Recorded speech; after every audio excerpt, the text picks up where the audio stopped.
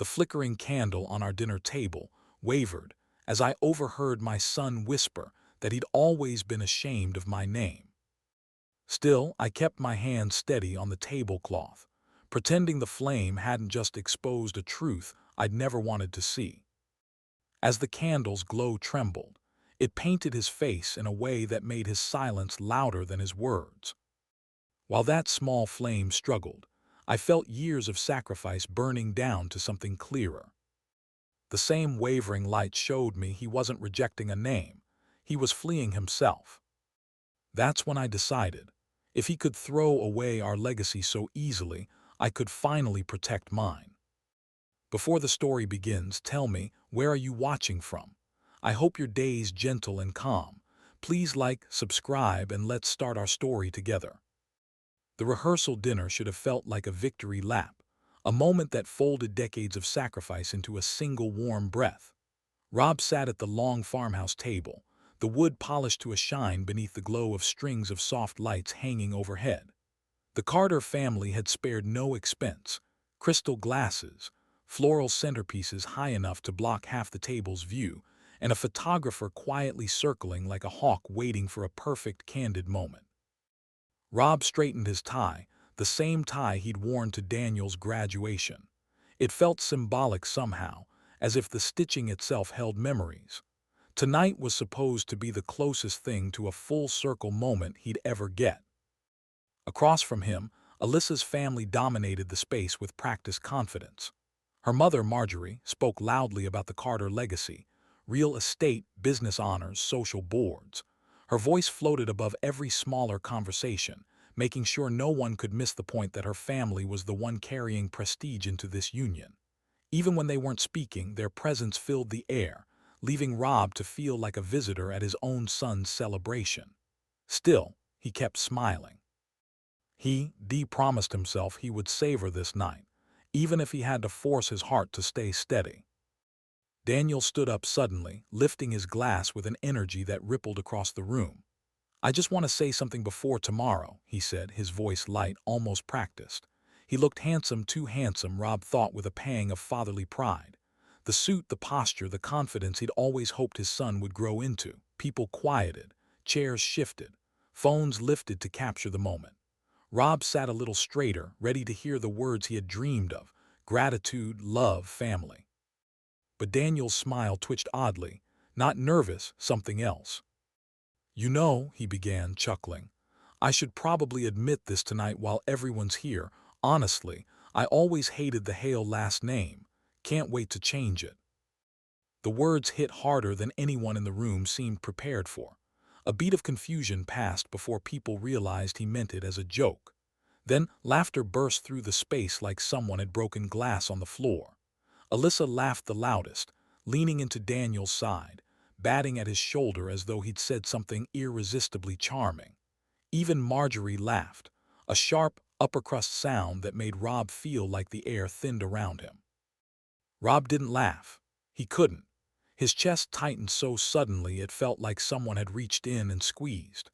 The sound in the room warped, blurring under a dull hum as he instinctively looked around, hoping maybe it hadn't landed the way it seemed. But guests were glancing at him, some awkwardly, some apologetically, some with the kind of uncomfortable amusement people get when they witness a moment they know isn't quite right. He tried to move, to rearrange his expression, but his face felt like stone. Daniel continued talking, still chuckling, unaware, or uninterested, in the way those words lodged themselves into his father's heart. In every laugh, Rob heard a door slamming shut. Years of bedtime stories, scraped knees, late-night ER shifts followed by early morning school drop-offs. Each memory flickered through his mind like they were being erased in real time. Alyssa looked directly at him as she laughed, and that was the part that burned the most. There was no accident in her expression. It wasn't just amusement. It was mockery, a quiet confirmation that she saw the Hale name as something beneath her, something she believed her family was elevating Daniel out of. Rob forced himself to swallow, the motion sharp and painful. He straightened in his chair, trying to flatten the tremor building inside him. When he finally curved his lips into a smile, it felt thin and foreign, like he was borrowing someone else's face.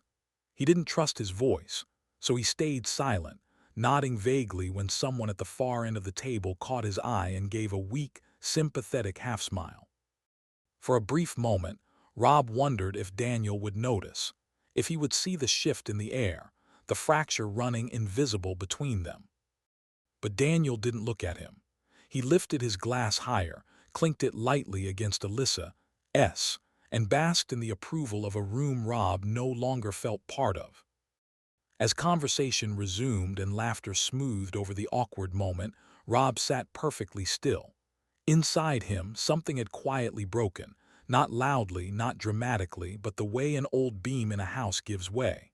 Silently, irreversibly, a fracture formed beneath the surface, one no one else could see but that he felt down to his bones. He kept smiling anyway. Because tonight wasn't the time. Because tomorrow was the wedding. Because even broken men know how to wait. But as he lifted his glass to mimic a toast he didn't feel, the truth settled into place with cold clarity. Something had changed forever, and the night had only just begun. The moment Daniel set the microphone down, the room shifted, subtly but unmistakably. Conversations resumed in stilted bursts, people pretending nothing uncomfortable had just been said. Yet every time Rob lifted his eyes, someone quickly looked away, their smiles faltering before they pretended to be suddenly fascinated by their drinks or their napkins. No one approached him. No one asked if he was all right. The shame sat heavy on his shoulders, invisible but radiating enough that guests kept a polite distance, as though grief were contagious.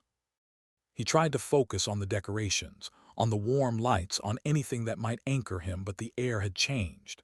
His chest still felt tight from the blow of Daniel's words.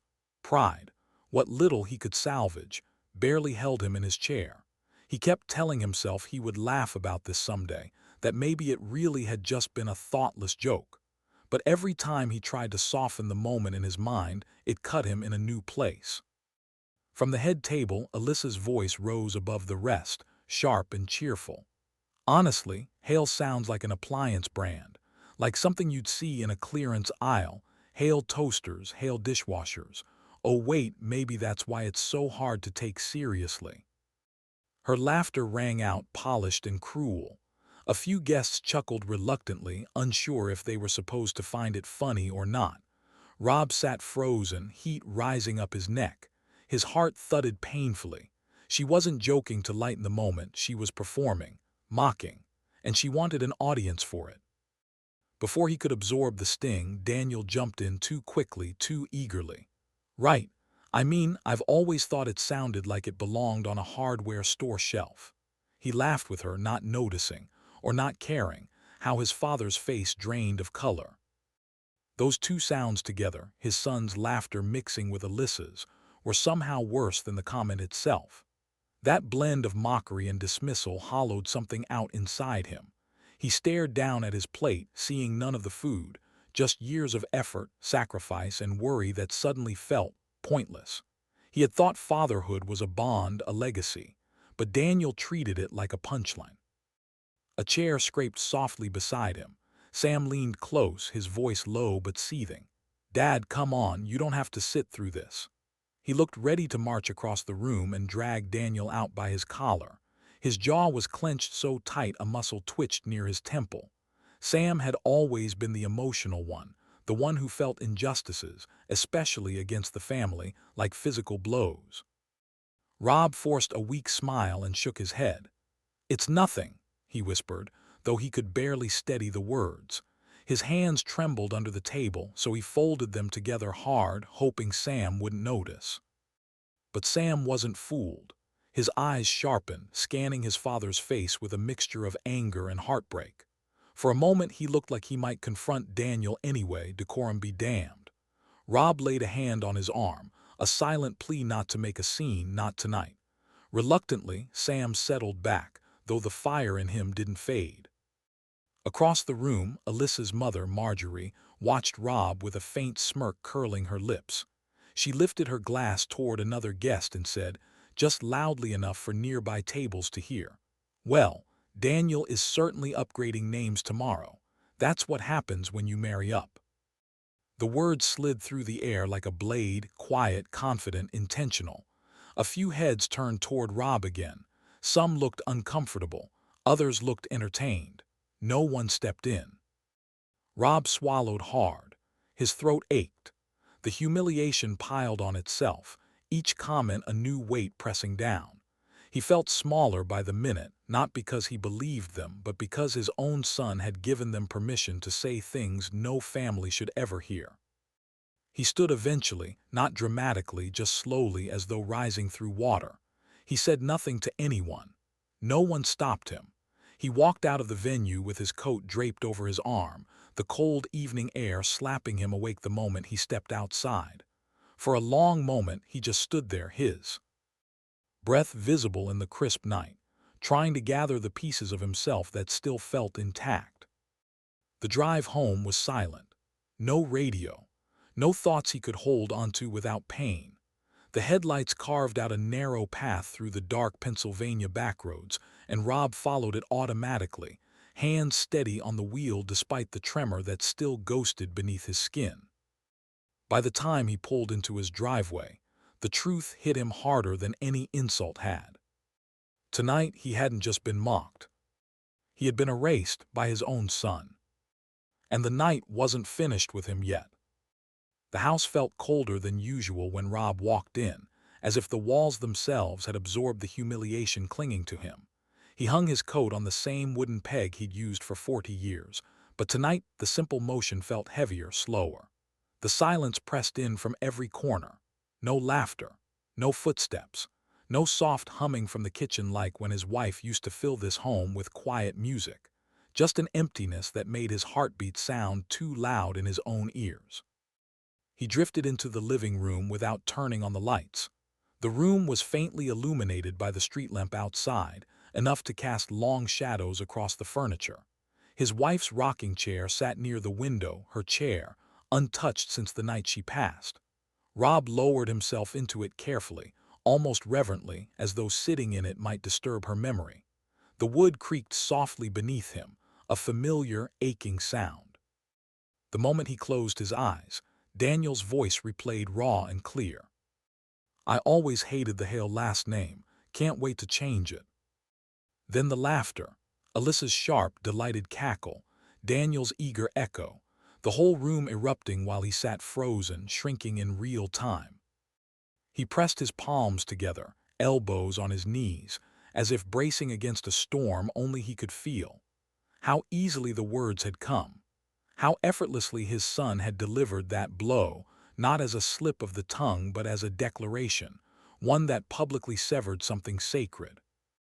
Rob lifted his head and found the eyes of a younger Daniel staring back at him from the wall. Photos hung in carefully spaced frames, Daniel at age 6 missing his front teeth, Daniel in his Little League uniform, Daniel leaning proudly against the ambulance, the day Rob retired from the paramedic service. Each picture radiated a warmth that now felt foreign, almost accusatory. He reached up and touched the glass of one frame with the back of his fingers. How had they gotten here? How had love and duty been twisted into shame and mockery? He remembered sitting on Daniel's bed when the boy was 8, explaining what the Hale name meant, not wealth, not glory, but service. The generations of Hales who had been firefighters, medics, volunteers, men who showed up when others ran. He tried to build pride into his sons, not pressure. "Our name stands for showing up," he had told them, rubbing Daniel's head as the boy nodded earnestly. "That's all, just show up for people." Somewhere along the line, Daniel stopped hearing that. The phone rang suddenly, slicing through the stillness. Rob startled, blinking away the tide of memories. Sam's name flashed across the screen. He hesitated before answering, knowing his younger son had fire in him tonight. "Dad," Sam said without greeting, voice tight, "tell me you're not actually going to the wedding after what he did." Rob leaned back in the rocking chair, exhaling slowly. "I'll be there," he said. "I won't let anyone, any moment, drive me from my own family." There was a soft thud, probably Sam hitting something with his fist in frustration. "He embarrassed you on purpose. You don't have to stand there and pretend nothing happened. I'm not pretending, Rob said quietly, but I'm also not disappearing. That's not who I am. He didn't add that part of him still hoped Daniel might come to his senses, might show even a flicker of remorse before the ceremony. Hope was painful, but it was a habit he hadn't managed to break. Sam sighed, defeated but unwilling to push further. I'll be there early tomorrow. You shouldn't walk into that place alone. Rob nodded, even though Sam couldn't see it. Drive safe, he murmured before ending the call. For a moment, the silence returned, not empty now, but humming with everything unsaid. His sons were on opposite sides of a battlefield neither of them fully understood, and Rob was caught between protecting one and acknowledging the hurt inflicted by the other. The phone buzzed again. A text this time. He expected Sam. Maybe even a late apology from Daniel, unlikely as it was. But it was from Alyssa. No drama tomorrow, okay. Let's keep things normal. A smiling emoji followed, bright and taunting. Rob read the message twice. The audacity of it simmered in his chest. No acknowledgement of the insult. No recognition of the damage done. Just a gentle scolding as if he were the one who needed managing. The one who caused scenes. The problem. He clicked the phone off and set it face down on the table beside him. Something shifted inside him. Not rage, not sorrow, but a colder, quieter emotion. A clarity that steadied his breathing and sharpened his thoughts. Humiliation had turned into something else, something far more dangerous for the people who thought they could control him. In the stillness of his empty house, Rob realized the truth. Tomorrow he would attend the wedding. He would be silent, steady, present.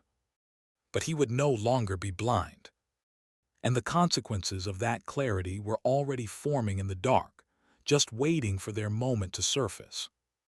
The wedding morning rose beautifully, too beautifully, Rob thought, as he stepped out of his truck and into the crisp late autumn air. The countryside venue looked like something pulled from a magazine. A whitewashed barn draped in garlands, rows of mahogany chairs lined up with perfect symmetry, and soft music floating from hidden speakers.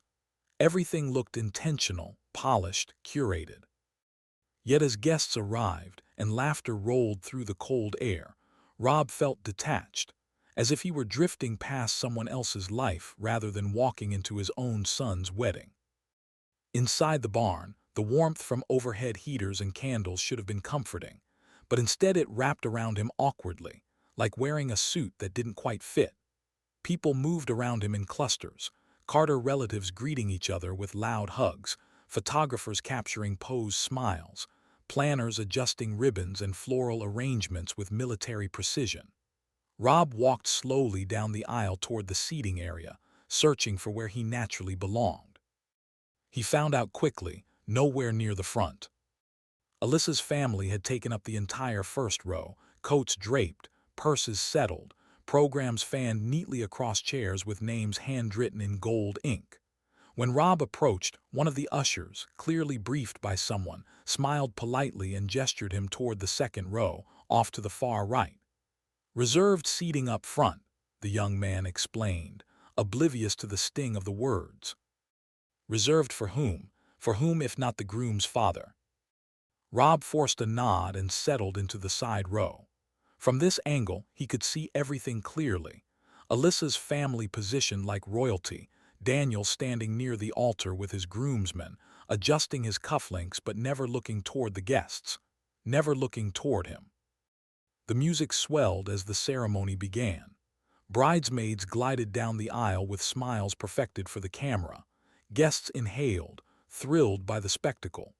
Rob kept his eyes on Daniel, hoping, desperately, that his son would glance up, search for him, show even a flicker of recognition that his father had shown up despite last night's humiliation.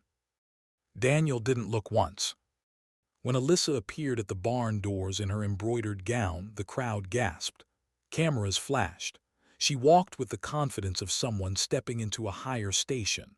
Her eyes flicked across the guests, landing on Rob for half a second, not in warmth but in acknowledgement. A reminder, You are here, but you are not part of this." The officiant began the ceremony, his voice steady and warm. The vows unfolded with the usual romance, promises to love, honor, cherish. But Rob's heart clenched when Daniel read his personal vows and still never once looked in his father's direction. Each word, "found my true path, new beginning, finally stepping into who I'm meant to be," felt like it was pointedly avoiding the man sitting in the second row who had spent a lifetime holding him steady. Then it was Alyssa's turn. She lifted her vow card, but her eyes gleamed with a sharpness that didn't match the soft floral script printed on the page. "Daniel," she began sweetly, "I promise to love you, protect you, and help you rise above where you came from." A ripple moved through the guests, some confused, some startled, some quietly amused. Marjorie smiled proudly as if the line had been crafted for her approval. Daniel didn't flinch. He didn't laugh awkwardly or correct her. He simply nodded, accepting the vow like a gift. Rob felt something inside him twist painfully, above where you came from.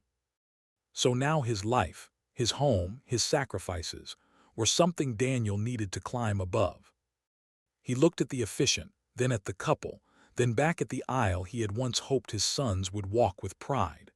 The words echoed too loudly in his mind, drowning out everything else. The applause that followed their vows sounded distant, muffled. Even the "I now pronounce you husband and wife" rang hollow as though spoken inside a tunnel. When the couple kissed, guests rose to their feet in joyous celebration. Rob stood with them, slow and steady, clapping because everyone else clapped, because that was what a father was supposed to do. But he felt no joy, not even anger, just a numb weight settling deeper into his chest, anchoring itself. As the newlyweds walked down the aisle hand in hand, the crowd parted around them like water, cheerful faces leaning in to congratulate. Rob stood slightly apart, invisible in plain sight. Daniel passed him without stopping, without so much as a squeeze on the shoulder. For a brief moment, Rob wondered if Daniel even realized what he'd done, or if Alyssa had shaped him so thoroughly that he no longer recognized the man who raised him. The music shifted, signaling guests to follow the couple outside for photos and reception festivities. People filed out with excitement, the day unfolding around Rob like a celebration built on someone else's ashes. He remained still for another breath, surrounded by laughter he no longer felt part of. And as he stepped slowly toward the doors, one thought began to take shape, quiet, steady, unignorable. This wasn't just a wedding. It was a beginning he could no longer ignore. The barn had transformed for the reception, tables glittering with candles, soft amber lights strung across beams, servers weaving between guests with trays of champagne. Music pulsed gently through the space, and laughter bounced from one corner to another as people settled into their seats. Rob took a chair at the far end of a long table, away from the clamor. He felt calmer here, where he could observe without being swallowed by the noise. The ceremony already sat heavily in his chest, but he kept repeating the same instruction he'd given himself all day: get through this. Just get through it. The MC called for attention, tapping the mic with cheerful energy. "All right, everyone, time for the groom's official speech." People clapped, excited. Cameras lifted. Lights shifted toward Daniel, who stood near the sweetheart table with his champagne glass raised. He looked polished, confident, too confident, Rob thought, like someone stepping into a spotlight they believed they finally deserved. Daniel tapped the mic once. "Thank you all for being here," he began, smiling broadly. "Tonight is honestly the beginning of a new chapter for me." Rob leaned forward slightly, hoping, desperately, that this speech might offer something different from last night's humiliation. That maybe Daniel would use this chance to express gratitude, to honor someone beyond the Carter family, to remember where he came from. Instead, Daniel turned toward Alyssa's parents first. "I want to thank the Carter family," he said, his voice ringing with theatrical sincerity. "You all have shown me what a strong foundation looks like. You've given me," he paused for effect, "a real identity." A few people blinked, confused. The Carters smiled triumphantly. Alyssa reached for her husband's arm, squeezing it with pride. Rob sat frozen, the words hitting him with a cold heaviness that spread through his ribs. Daniel continued, gaining momentum. "I mean, growing up, I never really connected with the Hale side," he said lightly, shrugging as though discussing a bad haircut. "There was always too much baggage there." The crowd shifted uncomfortably. Even the music from the speakers seemed to hesitate. Alyssa burst out laughing, tossing her head back dramatically as she clinked her glass against Daniel's. The metallic ping echoed through the room like a taunt. Rob felt the heat rise beneath his collar, crawling slowly up his neck, staining his ears.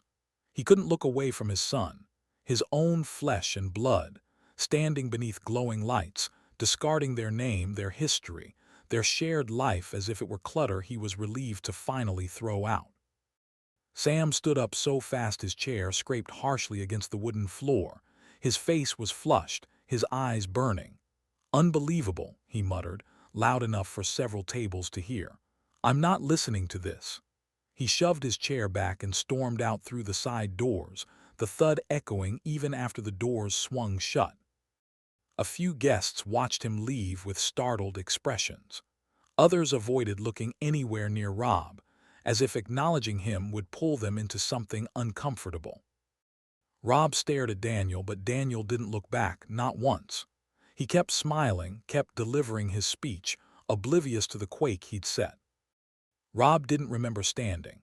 His legs moved before his mind caught up, carrying him toward the stage with a slow, deliberate certainty. The room was still buzzing from Daniel's speech, awkward laughter, murmured conversations, clinks of glasses, but as Rob approached the microphone, a ripple of silence formed around him. People shifted, confused, curious. Daniel's smile faltered. Alyssa's eyes narrowed. Rob wrapped his hand around the mic. His grip was steady, but inside, something burned with the kind of heat that came from deep betrayal, slow, controlled, dangerous. "I won't take much of your time," he began, his voice low but unmistakably clear. Heads turned. Conversations died. Even the servers froze mid-step. Rob wasn't a man who sought attention, everyone knew that, which made this moment possible to ignore. He exhaled once. "I just want to tell a small story about what the Hale name actually meant in my home." A current of tension rippled through the room. Daniel sat stiffly at the sweetheart table, jaw clenched, watching like a man waiting for a bomb to go off. Alyssa crossed her arms, already annoyed. Rob continued, "My father wore the Hale name as a promise to serve, to show up when people needed him. He fought fires in winters so cold the hoses froze solid. My grandfather did the same.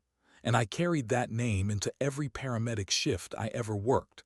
Every door I kicked in, every life I tried to save, every family I sat with when their world was falling apart." The barn was silent now. You could hear the faint hum of the heaters. Rob looked out at the sea of faces, some sympathetic, some uncomfortable, some simply mesmerized by the quiet power in his voice. "When Daniel and Sam were young," he continued, softer now, "I told them the Hale name wasn't about legacy or prestige. It wasn't meant to impress anyone. It just meant you lived with honesty. You worked hard. You stood by your word. That was it. Nothing fancy, nothing shameful." He glanced toward Daniel, his eyes steady and unflinching. "So when I heard tonight that the Hale name is baggage, I want to correct something." A low murmur rippled through the crowd. Daniel shifted sharply, his shoulders drawing tight, like he'd been exposed beneath a spotlight too bright to hide under. Rob didn't raise his voice. He didn't need to. There is no baggage in serving your community. There is no baggage in raising two boys alone after losing the woman you loved. And there is no baggage in a name built on honesty and sacrifice. Alyssa rolled her eyes dramatically, whispering something to Marjorie, who smirked. But the room didn't follow their lead. Most people watched Rob with a kind of stillness that bordered on respect. "And just to clear a few things up," Rob added, "we didn't come from nothing. We came from good people, decent people, people who did the right thing even when no one applauded for it. He turned slightly toward the newlyweds. If someone feels the need to change a name, well, his voice tightened, not from anger but from exhaustion. A name isn't the problem, character is. The final words landed like a clean strike. No shout, no theatrics, just truth sharpened into steel. For several long seconds the room held its breath. Then a few guests started to clap, hesitant at first, then more joining, though unevenly, pockets of applause mingling with stretches of uncomfortable silence. No roaring approval, no collective cheer.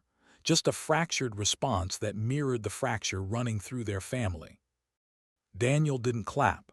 He stared down at the tablecloth, face burning, Alyssa's expression twisted with fury. As the applause faded, Rob stepped away from the mic. The moment he turned, he saw Alyssa grab Daniel's wrist sharply. She yanked him toward the hallway behind the reception room, her smile frozen in place for the guests, but her voice a venomous whisper that carried farther than she intended. "You let him embarrass us," she hissed. "You should have stopped him. Do you understand how this makes us look?" Daniel followed stiffly, shoulders tense, eyes darting anywhere but toward his father.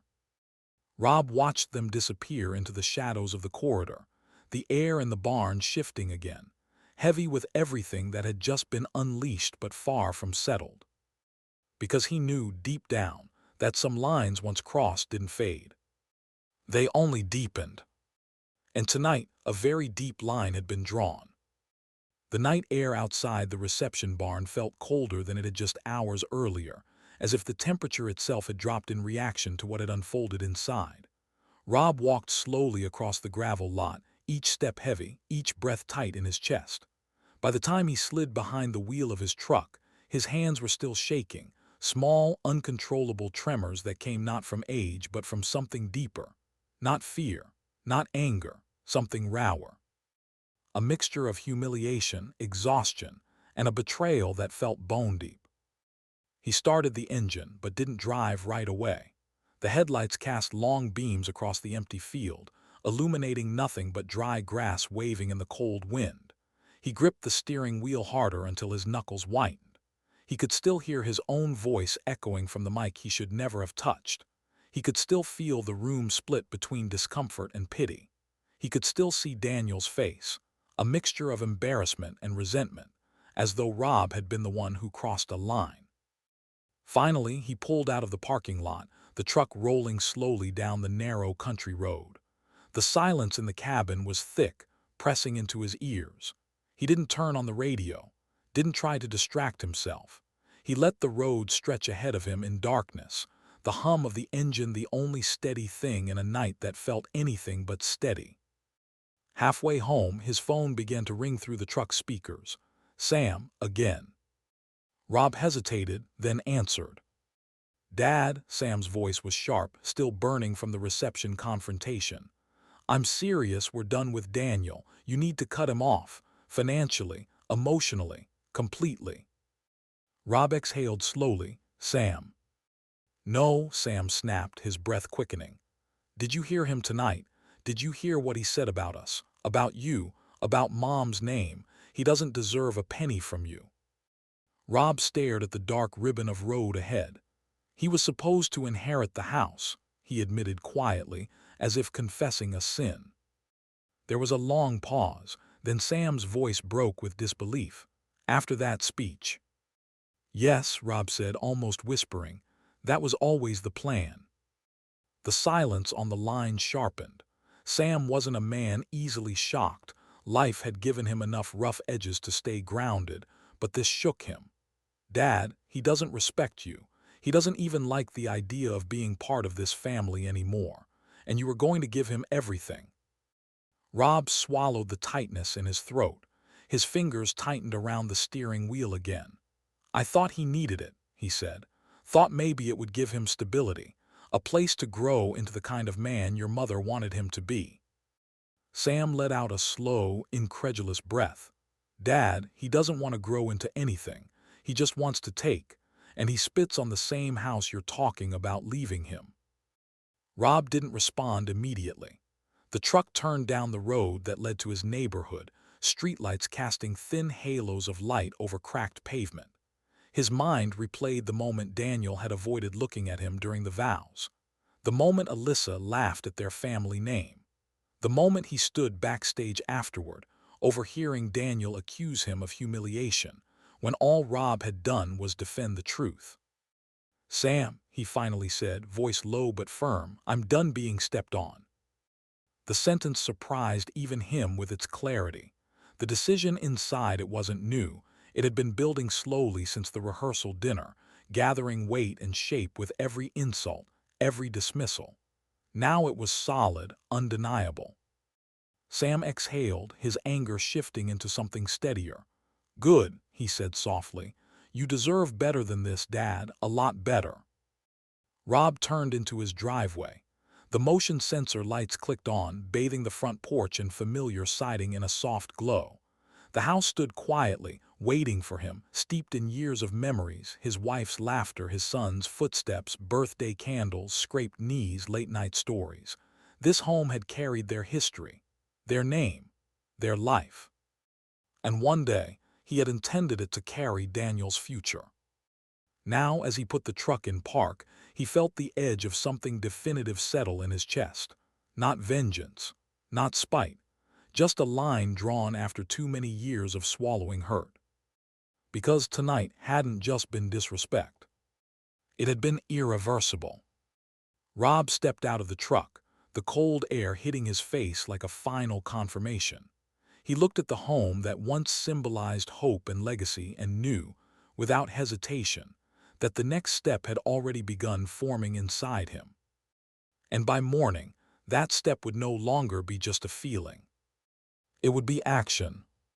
The sun had barely lifted over the rooftops when Rob stepped out of his truck and into the chilled morning air.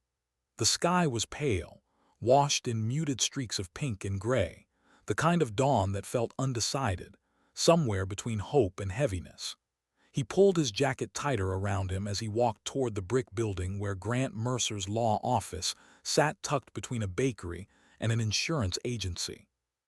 The smell of fresh bread drifted faintly through the air, comforting yet out of place for the reason Rob was here. Grant was already in his office, sipping coffee and flipping through papers when Rob entered. The older attorney looked up with mild surprise. "Rob, you're early." "I didn't sleep much," Rob replied, lowering himself into the chair across from the desk. His voice was steady, but there was a worn edge to it, like a rope pulled too tight for too long. Grant set his glasses down. He had known Rob for years, had handled everything from property taxes to the legal steps after Rob's wife passed. He could read the tension in Rob's shoulders before Rob even spoke. "Tell me what's going on." Rob clasped his hands together. There was no tremor this time, no hesitation, only resolve. "I need to change my will, immediately." Grant blinked, surprised by the bluntness. "All right, what sort of changes?" "All of it," Rob said. "House, savings, the land near the old creek, everything." He paused, drawing in a breath that felt heavier than the morning air. "It all goes to Sam now." Grant leaned back slightly, studying him. "So Daniel is removed entirely?" "Yes." Rob didn't flinch, didn't look away. A long silence filled the room. Not awkward, just weighted, like both men understood the gravity of what Rob had spoken aloud. Grant tapped his pen thoughtfully against the desk. "Rob, I assume this has something to do with the wedding last night." Rob gave a humorless exhale. "You could say that." Grant didn't press. He had learned long ago that Rob spoke about pain only when absolutely necessary. "You're sure about this?" "I'm done enabling disrespect," Rob said quietly. "Daniel made his choices. Now I'm making mine." Grant nodded slowly. "This will detonate when he finds out." "I know." Rob's eyes hardened, not with anger but with clarity. "And I'm ready. Let consequences speak for themselves." Grant pulled a stack of forms from a drawer, sliding them across the desk. "Then let's do this." For the next half hour, the office filled with the soft scratch of pen on paper and the shifting of documents. Rob reviewed each page carefully, signing his name with deliberate strokes. With every signature, it felt as though a weight was being transferred off his shoulders, painful to lift, but relieving once gone. Grant summarized each change aloud. The house goes solely to Sam. Your retirement savings distributed to him. The land parcel fully reassigned. Life insurance beneficiary updated. Each confirmation solidified what had begun forming in Rob's mind the night before, a boundary long overdue. When the last page was signed, Grant gathered the documents with a measured exhale. All right, I'll file all of this today. Everything should be legally updated by tomorrow morning. Rob nodded, thank you. Grant hesitated, studying him again. Rob, I know this isn't easy. I've seen families tear each other apart over a lot less. It's not about tearing anything apart, Rob said, rising from the chair. It's about stopping the damage. Grant gave a small nod of understanding. If Daniel contacts me or tries to challenge any of this, I'll let you know. He will, Rob said simply, but I'm done shielding him from his own behavior. He shook Grant's hand, firm and steady, then stepped out into the hallway. The moment the office door closed behind him, the morning seemed different, sharper, quieter. He walked slowly down the steps and onto the sidewalk, feeling the cool air hit his face. Something inside him loosened, like a knot that had been cinched tight for years finally giving way. He hadn't expected it, this strange sense of liberation. He had thought today would feel heavy, maybe even like defeat, but instead there was a calm clarity settling in his chest. Not joy, not triumph. Just peace, the kind that comes when a man finally stops apologizing for his own boundaries. He stood beside his truck for a long moment, staring down the quiet street. The bakery was open now, warm light spilling onto the sidewalk. People walked past without noticing him, just another man in a small town living another ordinary morning. But Rob knew something had shifted, something irreversible.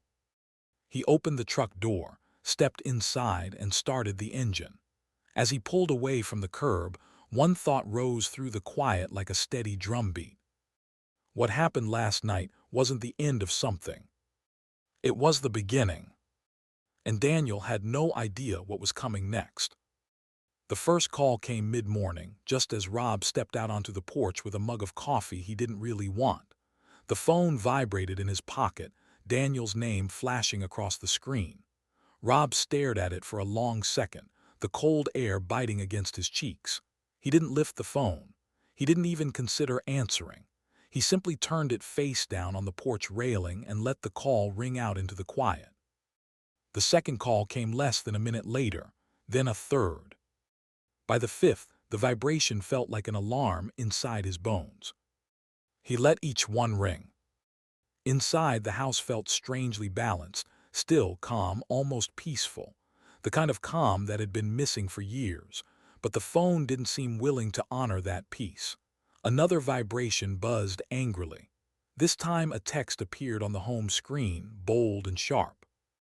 Alyssa, why are you ignoring us? Why would you sabotage our wedding, Lee? Key that. Sabotage.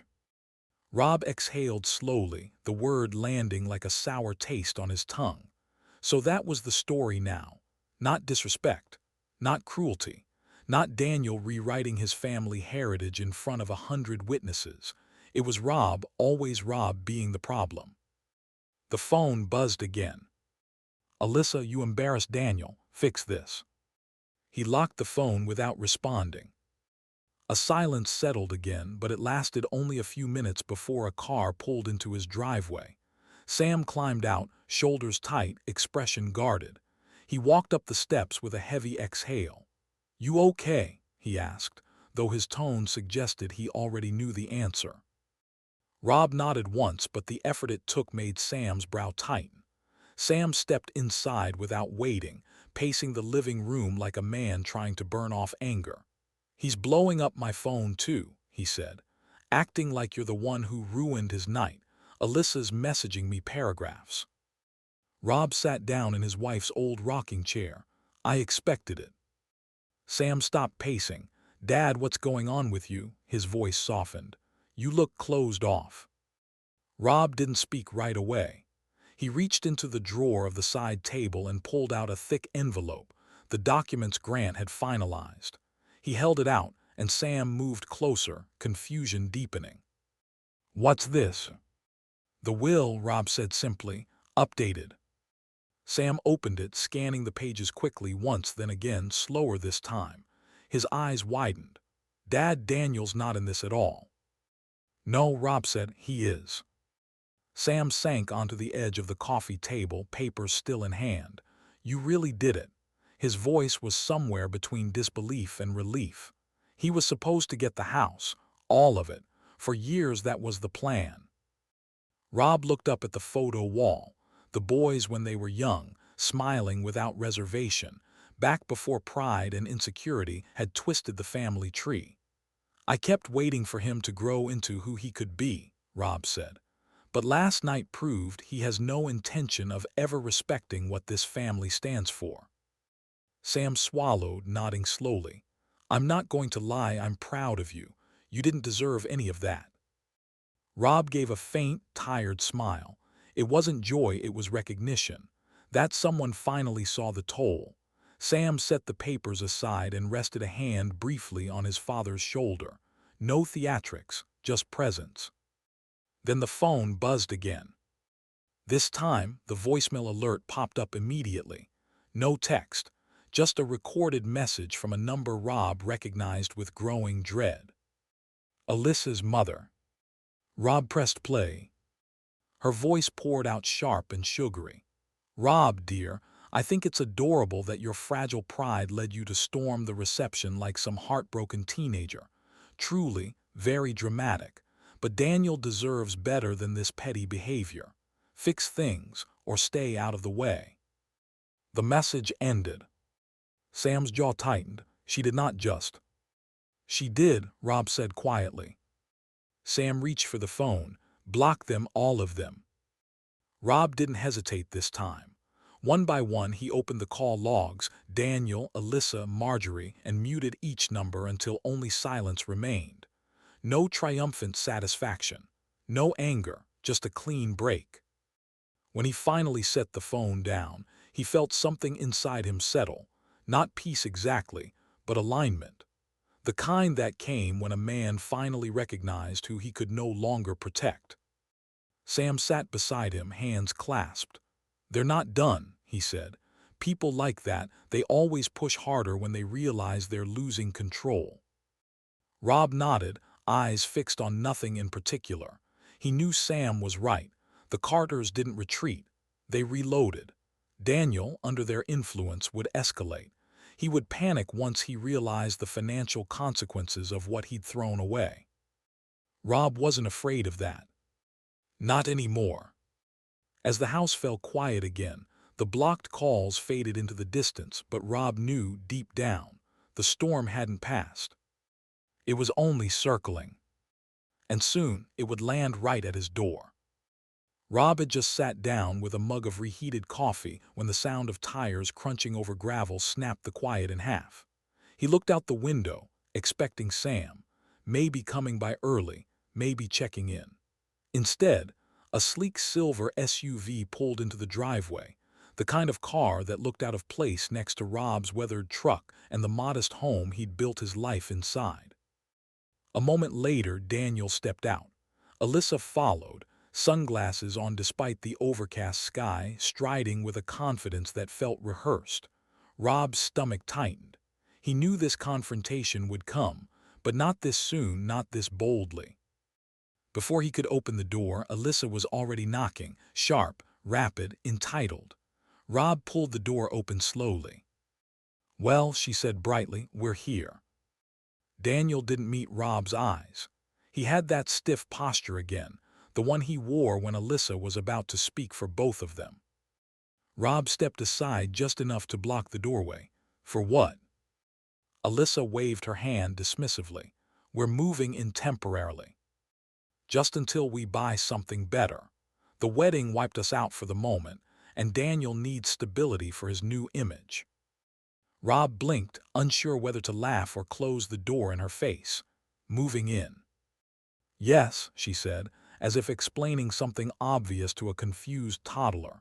"You have the space, and honestly, it's the least you can do after what you pulled at the reception." Daniel cleared his throat. "We didn't want it to be awkward, Dad. We're just trying to move forward." Rob took a slow breath. "You can't move in."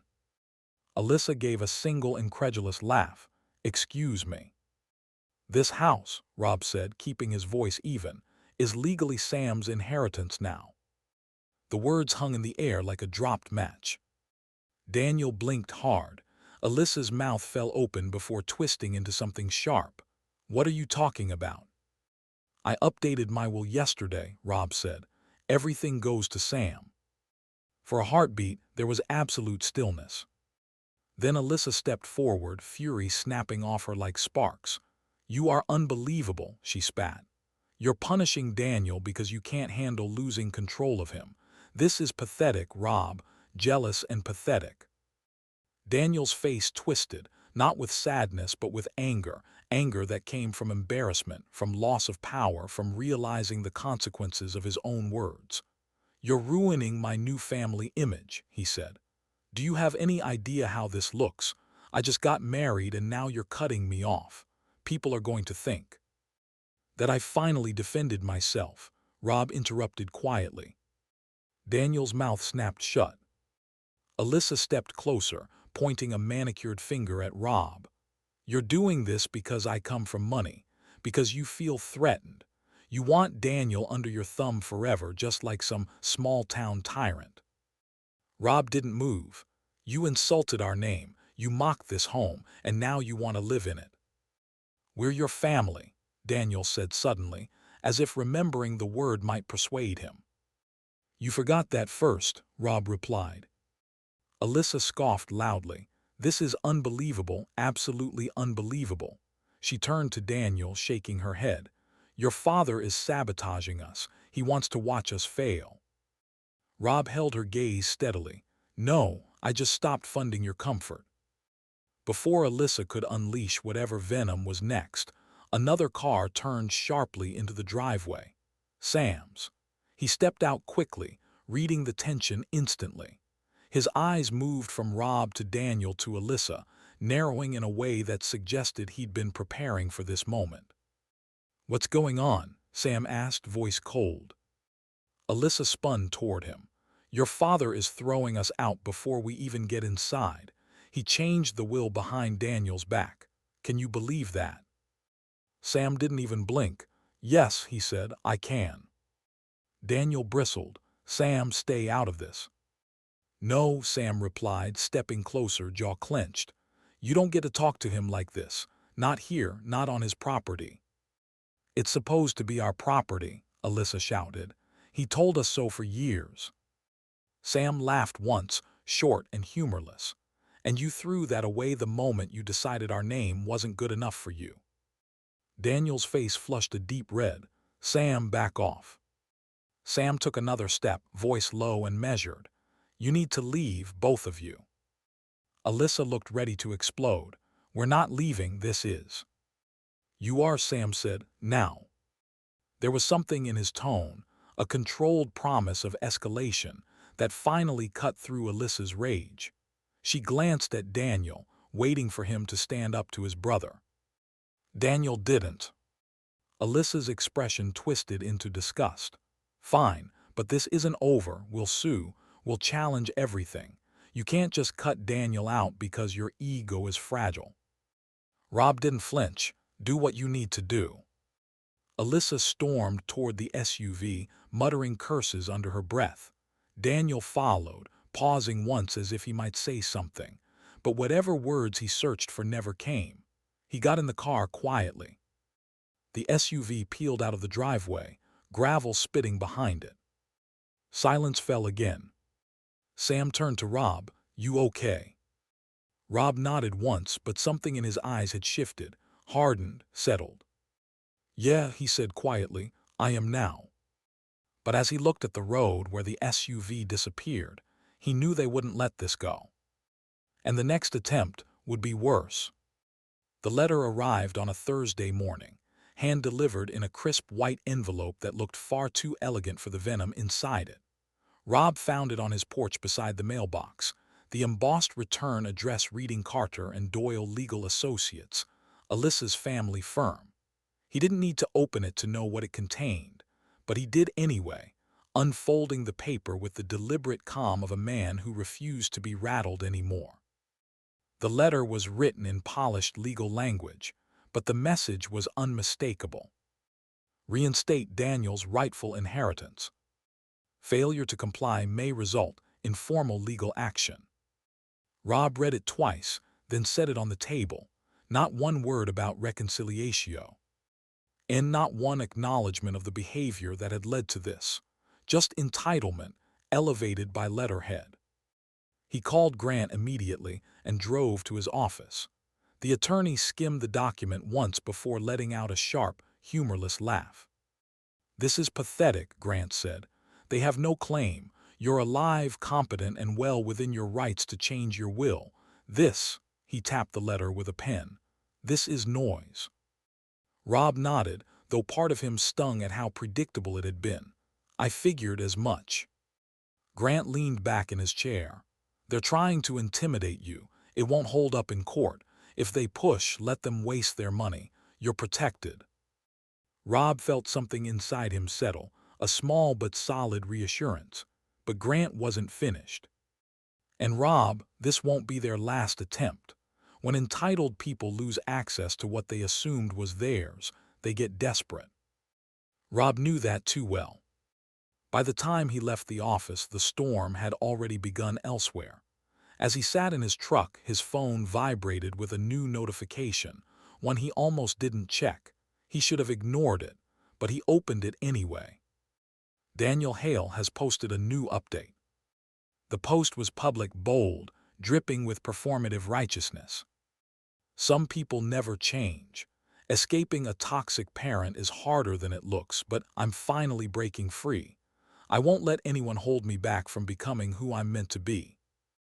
Hundreds of likes, dozens of comments offering sympathy, strangers consoling him, friends validating him, a few subtle jabs at older generations who shame success. Rob stared at the screen a long time, a cold ache forming beneath his ribs. He didn't comment, didn't defend himself, didn't reveal the truth. He simply locked the phone and drove home slowly, each mile heavier than the last. By afternoon, the small-town gossip circuit had spun into motion.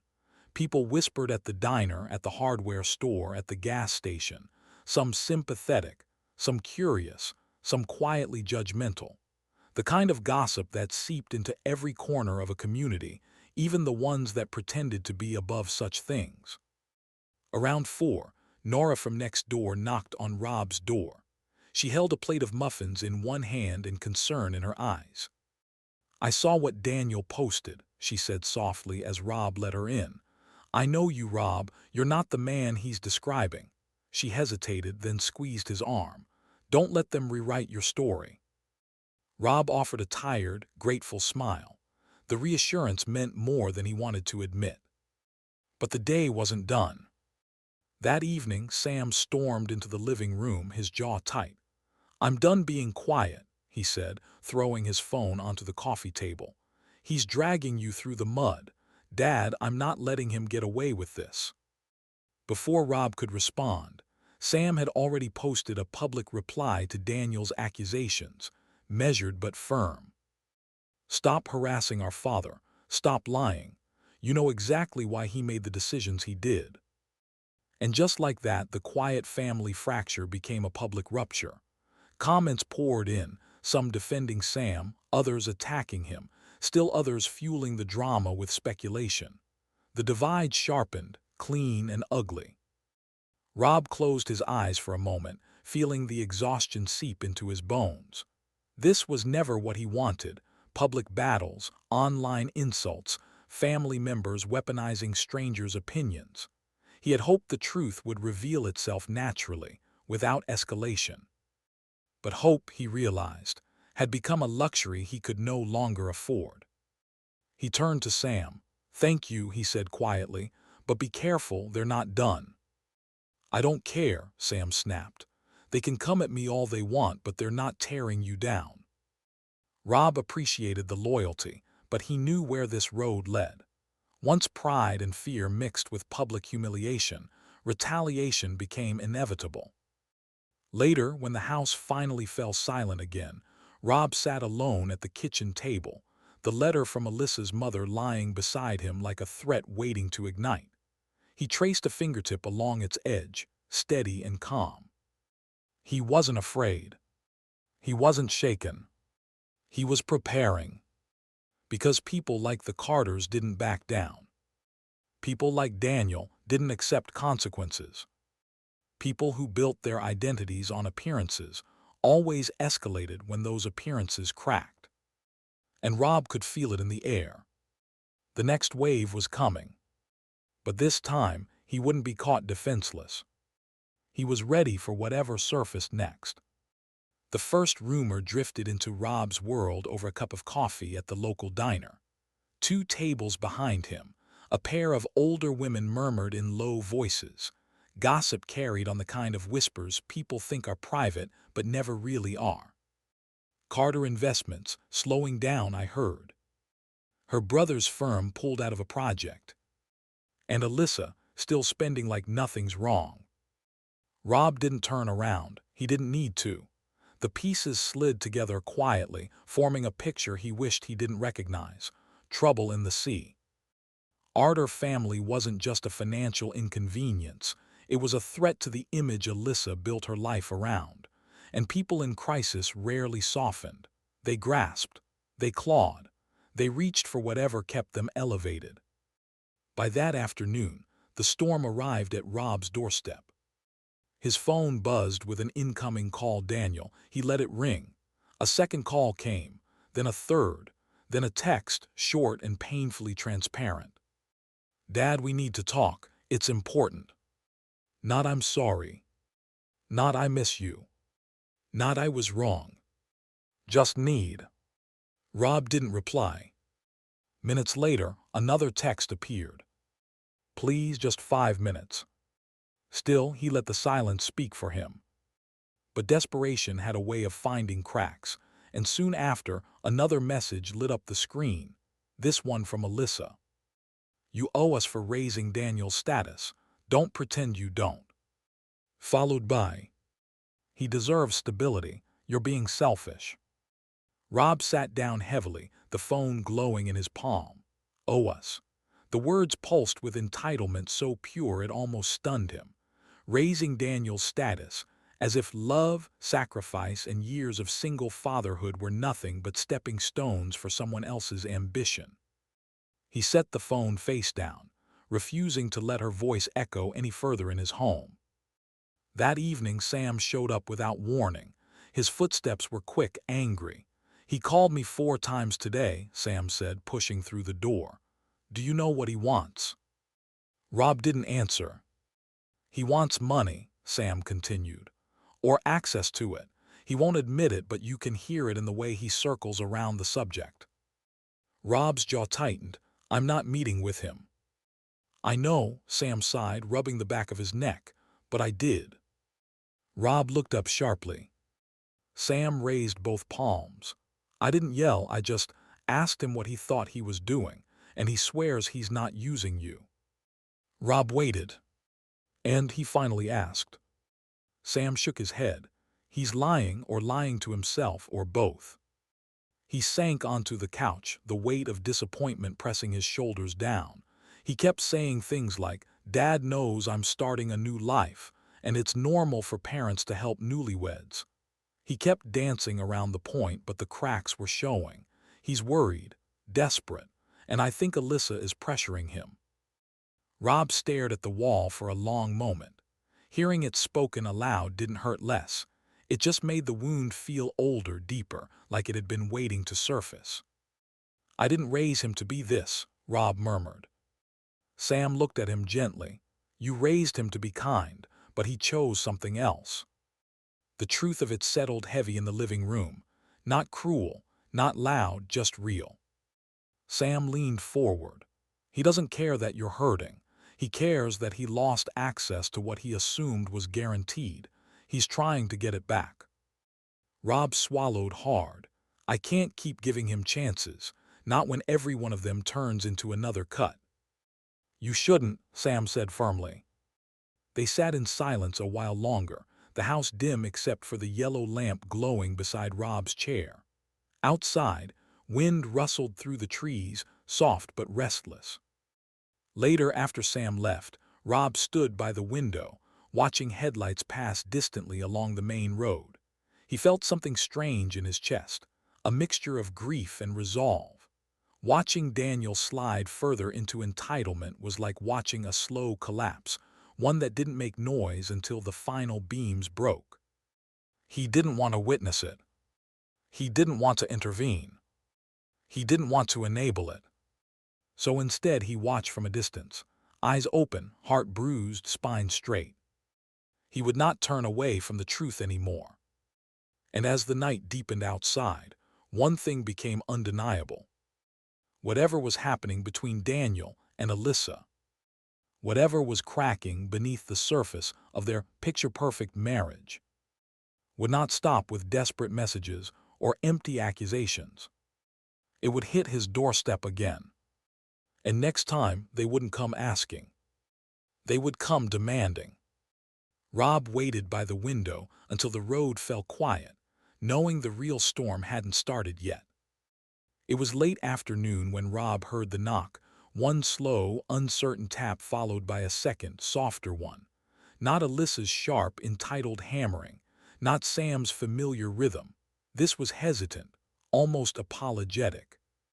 Rob opened the door to find Daniel standing alone on the porch, shoulders slumped, hands buried in his jacket pockets. For a fleeting second, Rob saw the boy Daniel used to be, the one who scraped his knees climbing the oak tree in the backyard, the one who used to wait at the window for Rob's ambulance to pull into the driveway. That familiarity tugged at something in Rob's chest. "Dad," Daniel said quietly, "can I come in?" Rob stepped aside, but he didn't smile. He didn't soften. He simply allowed. Daniel walked inside like a man who wasn't sure he would be welcomed. His eyes drifted toward the family photos on the wall, lingering only a second before he looked away, as if they accused him of something.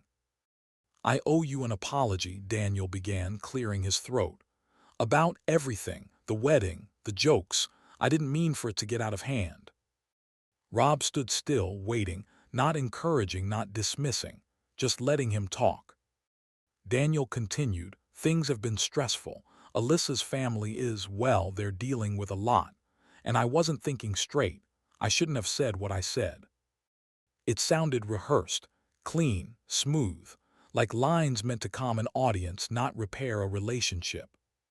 Still, Rob nodded faintly. "Thank you for saying that." Daniel exhaled, relieved, too relieved. "Yeah, and I'm hoping we can move past all this, start fresh." Rob's stomach tightened. He could feel the shift before Daniel said another word, the subtle recalibration of tone, the straightening of posture.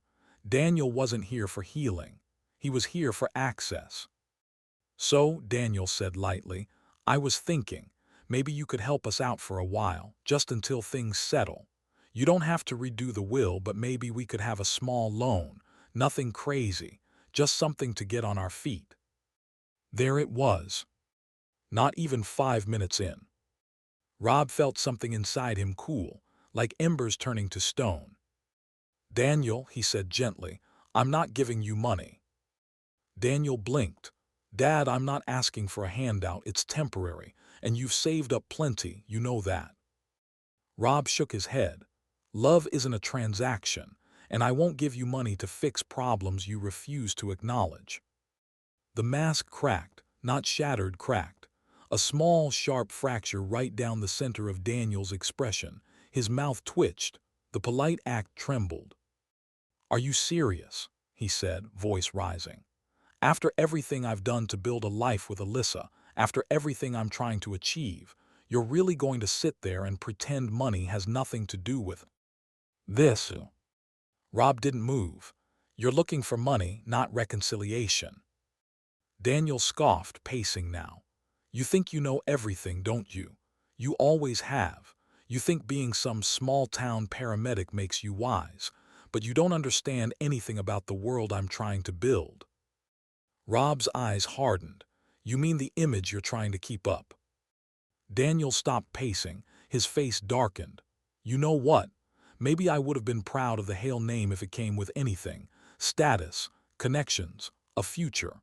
But all it ever came with was pressure and expectations I never asked for. Rob felt the words like tiny cuts, sharp but familiar. And whose expectations are you living under now? Alyssa S., Daniel shot back.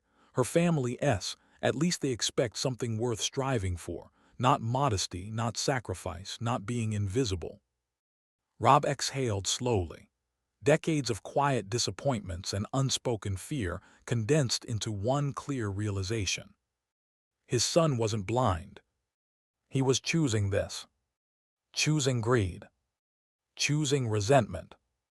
Choosing the version of himself that Alyssa shaped. Hollow, defensive, desperate to impress people who never cared about him. Daniel, Rob said softly, you're blaming me for your own insecurities. Daniel flinched, fury flashing across his face. You don't get to psychoanalyze me. You don't get to sit there like some wise old sage. You failed me. You failed at giving me a life worth being proud of. Rob's heart twisted, but not because he believed a word of it. The pain came from clarity, from finally seeing the full shape of his son's bitterness. He stepped toward the door and opened it. The cool air rushed in. We're done for today, Rob said. Daniel stared at him, confusion mixing with indignation. You're kicking me out. I'm choosing self-respect, Rob replied. Something you haven't shown me in a long time. Daniel's eyes narrowed. For a moment, Rob saw something ugly there, something that had been growing for years but hidden behind smiles and excuses. He walked out without another word. Rob closed the door slowly behind him, leaning against it for a long moment as the silence settled around him. This wasn't the son he raised, but it was the man Daniel had chosen to become. And Rob knew, painfully, honestly, that letting him walk away was the first real act of protection he'd given himself in years. Sam hadn't meant to overhear anything that night. He had called Daniel out of obligation more than hope, pacing in his apartment with the blinds half drawn, the phone pressed loosely to his ear while it rang. He doubted Daniel would answer. He rarely did when things were tense. But this time, the call connected. Except Daniel didn't speak. Instead, Sam heard voices in the background. Raised voices. Alyssa's sharp, grating, slicing through the air with the kind of fury that came from entitlement colliding with disappointment. You didn't tell me, she shouted. You didn't tell me your father cut you out of the will. Are you insane, Daniel? Sam froze, the phone inching closer to his ear. I was going to handle it, Daniel snapped back. His voice was strained, defensive, nothing like the polished confidence he performed in public.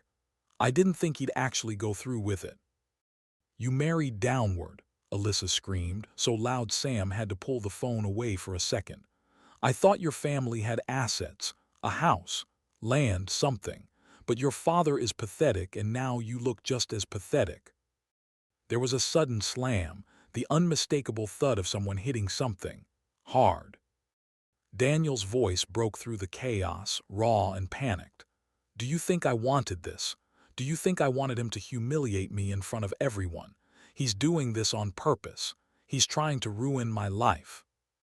Another crash followed. A chair, a cabinet door. Sam couldn't tell, but the unraveling was undeniable. You said this family had standing, Alyssa hissed. You said your father adored you. You said you'd inherit the house. Daniel's voice faltered. I thought I would. You lied, she spat. You lied to me. Sam clenched his jaw, a bitter satisfaction mixing with a stab of pity. His brother had built his entire identity on the approval of people who now couldn't be bothered to hide their disdain.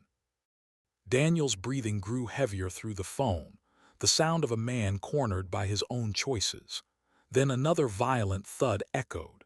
Sam imagined Daniel punching the wall again and again, because he didn't know how to fight anything without breaking something. "Stop it," Alyssa yelled. "You're embarrassing yourself." "I lost everything because of you," Daniel shouted back.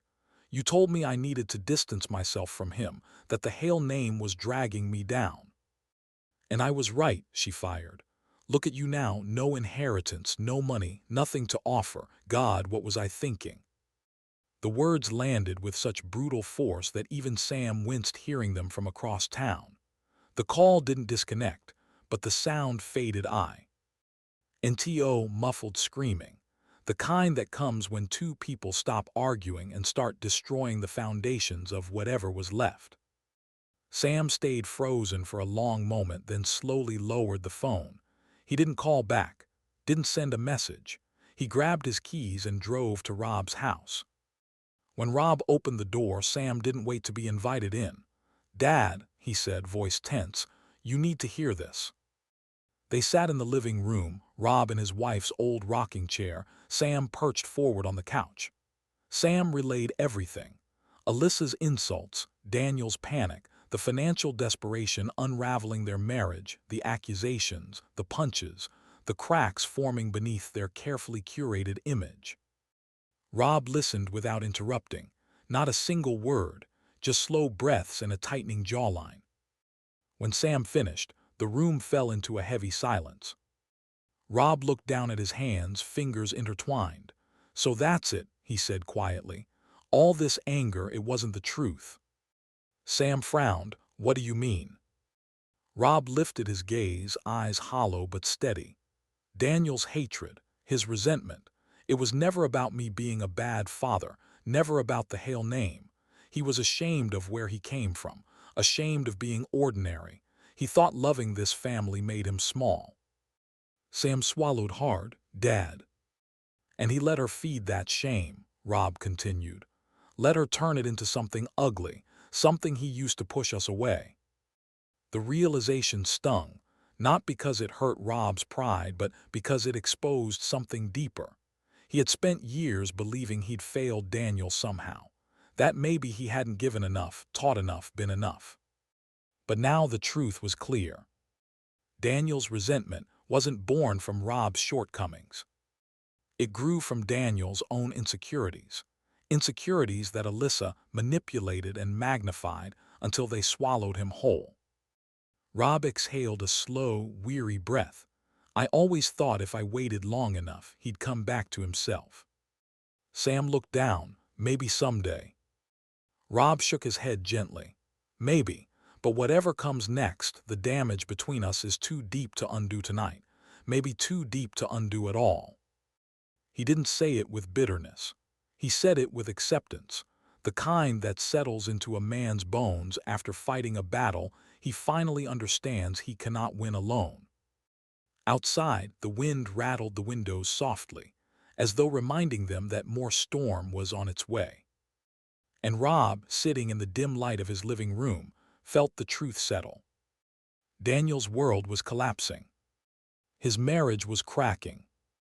And the fallout was only just beginning. But Rob wouldn't chase him anymore. He would watch, wounded, yes, but resolute. The voicemail came just after dusk, one single buzz that lit up Rob's phone as he finished washing the dinner dishes. No text attached, no missed call registered, just a notification. One new voicemail from unknown number. For a moment, Rob stared at it, thumb hovering but unmoving. Unknown numbers rarely meant anything good these days. Still, something in his gut told him this message wasn't accidental, wasn't random. It was intentional. He tapped play. Alyssa's voice burst through the speaker before the recording even adjusted its volume. Shrill, laughing, dripping with cruelty. "Well, since your fragile old man feelings are still hurt, here's the truth, Rob," she said. "We always planned to dump the Hale name. It's embarrassing. Her laughter followed, sharp, piercing, echoing like glass shattering. Rob stood frozen, water dripping from his hands onto the floor. Alyssa continued, her tone twisting into something darker. Honestly, I feel sorry for Daniel, growing up with a nobody father and a wife who, oh wait. She paused theatrically. Your wife isn't around anymore, is she? Maybe that's why you cling so desperately to your precious name. You have nothing else left. A choking kind of silence filled the line for half a second, just long enough for Rob's heart to thump painfully in his chest.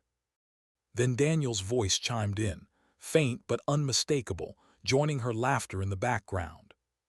Come on, Alyssa, he said, amusement curling around each syllable. Don't be too hard on him, he's sensitive. More laughter, overlapping, cruel, dismissive. The message ended abruptly. No apology, no explanation. Just a clean slice straight through whatever had remained between them. Rob didn't move, didn't breathe. The house seemed to tilt slightly, the walls leaning in around him as if the air itself recoiled from what it had just heard. For years he'd taken cuts silently, endured disrespect with patience he thought was part of being a father. But this, mocking his late wife, the woman he had loved more fiercely than life itself, this was a wound aimed to kill something in him. He replayed the voicemail once, then twice, each time feeling the heat in his chest shift into something steadier, something colder. Just then the front door opened. Sam stepped inside, brushing snowflakes from his jacket. Dad, you home? Rob sent. Il hadn't moved. His silence drew Sam's eyes immediately. What happened? Sam asked, voice tightening as he approached. Rob held out the phone. Listen. He pressed play again. As Alyssa's voice poured through the living room, Sam's expression twisted, first confusion, then horror, then a fury so raw it made his throat tremble. But when Alyssa mocked Rob's wife, when Daniel laughed in the background, something inside Sam broke wide open. He staggered back a step. Dad, no, they did, his voice cracked.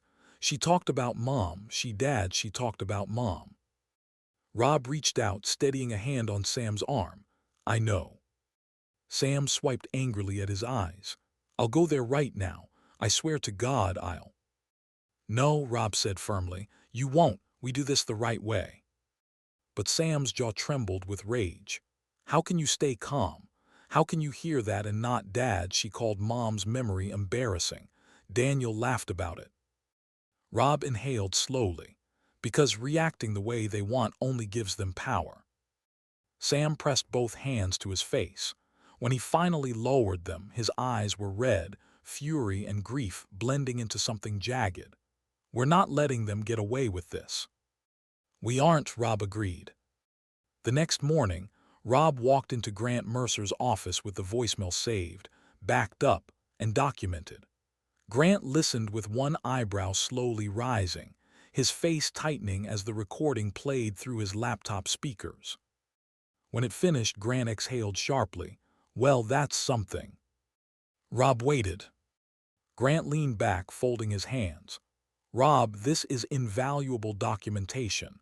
Not just harassment, this shows intent, malice, defamation. This voicemail is a gift wrapped in stupidity. Rob didn't smile, but something inside him clicked into place. What do we do with it? Grant pulled out 2 forms from his drawer. We file a harassment complaint. Then we initiate protective measures. Alyssa wants a war. This is ammunition they handed to you themselves. By afternoon, Officer Jenna Alvarez met Rob at the station. She had known his family for years, had watched his sons grow up, had spoken soft condolences at his wife's funeral. When Rob played the voicemail for her, her jaw went tight. This crosses a line, she said bluntly. We'll file harassment paperwork immediately. And Rob, this won't just disappear. They'll be notified formally. It'll go on record. Rob nodded. Good. The paperwork was processed within the hour. And by the next morning, Daniel and Alyssa were served. Neighbors saw the squad car pull up to their townhouse. witnessed the officer hand Alyssa the documents, observed her shouting, face turning red, Daniel pacing behind her with his hair disheveled and panic sharpening his gestures. It spread through the community faster than gossip usually did, not because anyone wished Rob trouble, but because people recognized justice when it finally arrived. Back at home, Rob watched the winter light stretch across his porch as the news reached Sam through a text. Sam showed the message to his father with a trembling exhale. They got served. Rob nodded once. Not triumph. Not vengeance. Just consequence. And as the quiet settled into the house, he understood. They had crossed the last line. And now the system, not Rob's patience, would answer them. The first real tremor hit a week after the voicemail complaint was filed. Officer Jenna Alvarez called Rob early on a Tuesday morning, her tone firm but not unfriendly. The harassment case triggered a mandatory hearing, she explained. Daniel and Alyssa have been notified. They're required to appear. Rob thanked her, though the gratitude tasted complicated. He had never imagined his life intersecting with courtrooms and hearings. Those belonged to other families, families in chaos. Yet here he was, standing in his kitchen with a mug of lukewarm coffee, realizing his son had dragged him into a world he never wanted any part of. And Daniel had done it, wearing Alyssa's ambitions like armor.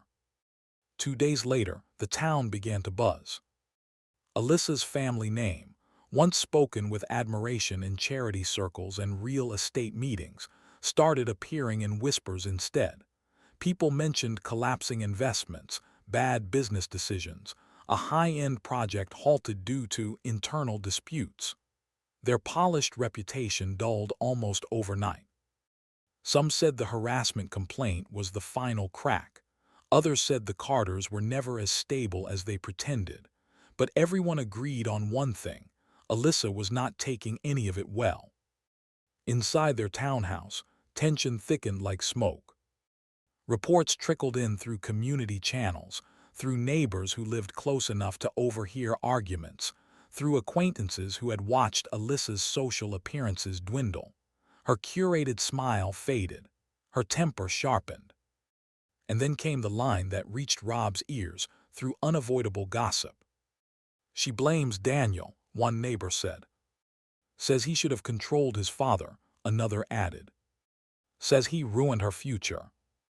Rob didn't want to hear any of it, but truth didn't care about his preferences. It arrived anyway. Their finances worsened. A luxury wedding loan they'd taken out hit them harder than expected. Carter Investments froze stipends previously promised to Alyssa. Her wardrobe, her social outings, her expectations, they all continued at the same pace, while their bank account did not. And pressure like that eats through a marriage fast. One night, long after the sky had darkened and the neighborhood lights flickered on, Rob heard a soft, frantic knock at his door.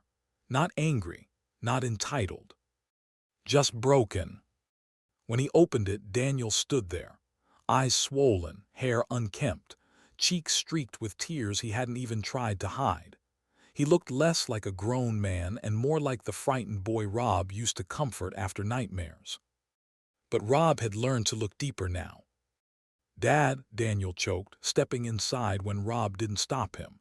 His legs felt unsteady, like shame and fear were hollowing him from the inside. "Everything's falling apart." Rob stayed still, listening, not warming, not welcoming, just allowing. Daniel sank onto the edge of the couch, burying his face in his hands. "Alyssa, she's losing it. She keeps saying I ruined everything.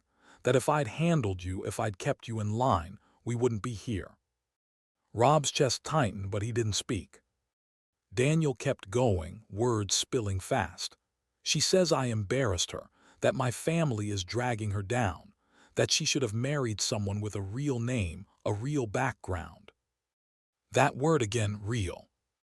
Rob leaned against the doorway, arms crossed. "And what do you think?" Daniel looked up, his face twisted with panic.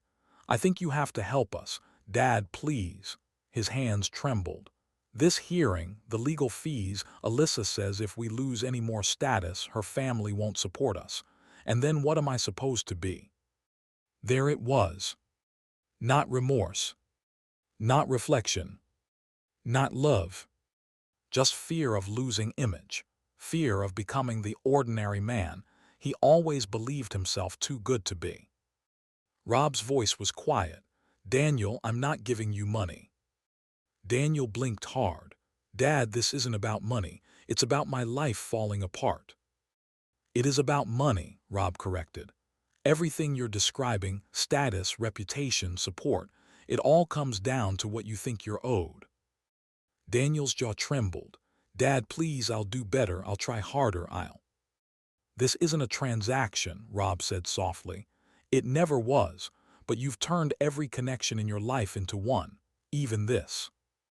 Daniel's expression flickered, pain, disbelief, fury. You don't get it, he snapped, tears still running. You've never understood what it's like to want more, to want a life that people respect. Rob's gaze didn't waver. Respect doesn't come from running from who you are. Daniel shook his head violently. Stop lecturing me, you do. Know what I'm losing. Rob stepped forward just enough to make his next words clear. You're not losing anything that wasn't built on lies. Silence fell heavy, final. Daniel wiped his face with the back of his sleeve. For a moment, he looked at the floor like a man staring into a well with no bottom. Then he stood, breath shuddering. So that's it, he whispered. You're letting me drown. Rob met his eyes. No, I'm letting you face what you created. Daniel staggered back a step, pain twisting into anger. He pulled the door open with shaking hands. When he left the house, he didn't slam the door. He didn't shout. He just walked away slowly, shoulders caving inward, like the last piece of scaffolding around him had finally given way. Rob watched him go, heart heavy but no longer wavering. Daniel wasn't a villain. He wasn't helpless either. He was a man shaped by the worst parts of his fear and the worst parts of Alyssa's influence. And today, for the first time, he faced the consequences of both. He left defeated. And Rob knew the story wasn't over. Not yet. Winter arrived quietly without ceremony. No storms, no heavy winds, just a slow drift of soft, patient snowflakes settling across Rob's yard like the world had finally exhaled. The layer of white blanketed everything. The walkway he'd repaired himself last spring, the old maple tree his boys used to climb, the porch steps where his wife once sat to watch them play. The yard didn't look empty today. It looked calm, restored, almost sacred. Inside, the house glowed with warmth. Sam had insisted on helping decorate for the holidays, claiming it was about time this place looked like someone lived here instead of a retired monk. Now, boxes of lights and ornaments were spread across the living room, pine garland draped haphazardly over a chair, and the scent of cinnamon from a candle Sam lit against Rob's protests lingered in the air. Sam stood on a small step stool, hanging the last ornament on the tree, a glass one shaped like a lighthouse, something their mother had bought during a beach trip decades ago. There, he said, stepping down. Finally, looks like Christmas instead of a waiting room. Rob chuckled softly. Your mother would have rearranged all of that the moment you left. Oh, definitely, Sam agreed. She would have said I hung things with the artistic sense of a confused possum. Rob laughed, the sound carrying through the house like it hadn't in years. The tree lights flickered gently, casting warm reflections across the walls filled with family photos, frozen moments from a time before everything grew complicated. Sam moved around the living room, adjusting small things without being asked. A blanket here, a framed picture there. Every gesture, every bit of presence softened the edges of a house that had felt too big since his wife died. Rob stood near the window, watching the snowfall continue its quiet descent. I used to worry about these winters, he said. Thought the cold made the house feel more empty. Sam looked over. Feels different now. Rob nodded. Feels quieter in a good way, like the house is finally breathing again. Sam walked over, leaning against the window frame. It needed this. You needed this. Rob hesitated, then said, I think I enabled him, Sam. Sam frowned gently. Who? Daniel. The word came out heavy, shaped by years of unspoken regret. After your mother died, I tried so hard to give you both stability. I wanted to be the strong one, the reliable one, the one thing in your lives that didn't break. But maybe I gave too much. Maybe I covered too much for him, smoothed too many consequences. Sam didn't interrupt. He knew this wasn't self-pity, it was confession. Rob continued, voice soft. Every time he stumbled, I tried to fix it. Every insecurity he showed, I tried to protect. I thought I was helping him grow. But looking back, I think I just taught him that someone else would always catch him. That responsibility didn't belong to him. Sam exhaled slowly, the kind of breath people take when realizing a wound is deeper than they thought. Dad, helping your kid isn't enabling. Loving isn't a mistake. But shielding him from reality, Rob said. Maybe that was. Maybe I kept him from learning how to stand up without leaning on someone else. Sam shook his head firmly. No, listen to me. He stepped closer, hands in his pockets. You didn't fail him, he made choices. Alyssa made choices. They shaped each other into something neither of you could have predicted. That's not on you. Rob looked down at the floor, his shoulders heavy with the weight of old guilt. Sometimes I wonder what your mother would say if she saw him now. Sam gave a faint, sad smile. She'd say exactly what I'm saying. You did your best, and people don't become cruel or entitled because their parents love them too much. That comes from fear, and from the people they choose to impress. Rob absorbed the words quietly. They didn't raise the ache, but they softened it, repositioned it, made it bearable. Sam nudged him gently. And look around. You built this, not just the walls, the warmth, the memories. The fact that I want to be here helping you hang ridiculous ornaments, you did that. Rob looked at the Christmas tree, at the soft golden light shimmering across the room. The ache in his chest loosened a little more. We'll get through this, Sam said, you and me, one step at a time. Rob nodded. The relief wasn't loud or dramatic. It was quiet, steady, like the snowfall outside. Later, after Sam had gone home for the night, Rob sat alone in the rocking chair. His wife's chair. He rocked gently, listening to the faint creak of wood, something that had always soothed him. The lights from the tree cast a warm glow over the room, softening the shadows. He reflected on the years after his wife's death, the exhaustion, the fear, the determination to keep his sons afloat. He had stumbled through grief, trying to raise them with more heart than skill, hoping love was enough to fill the gaps. Maybe it wasn't perfect. Maybe it wasn't always right. But it was real. And sitting in that warm room, with snow falling peacefully outside, he finally let himself believe that imperfect love wasn't failure. It was human. A quiet peace settled in the place where pain had lived far too long. Not final peace, not yet, but the beginning of it. And in that calm, Rob felt something he hadn't allowed himself in weeks. Hope. The letter arrived on a quiet morning, slipped through the mail slot with the soft whisper of paper against wood. Rob didn't notice it at first. He was stirring sugar into his coffee, watching the last of the snowfall melt along the edges of his porch. The house was still, warm, carrying the faint scent of pine from the Christmas tree Sam had insisted on leaving up just a little longer. When Rob finally bent to pick up the mail, he nearly passed over the envelope entirely, white, plain, unremarkable. But his breath hitched when he saw the handwriting on it. Daniel S. Slanted, uneven, almost shaky. Rob carried the envelope to the kitchen table and sat down slowly, the worn chair creaking under him. For a long moment, he just held the letter between his fingers, feeling the tremble in the paper. He wasn't afraid to open it, just wary. Pain had a way of disguising itself in hope. Finally, he slid a finger under the flap and unfolded the sheet inside. "Dad, I don't know how to start this. I don't even know if I deserve for you to read it, but I'm trying."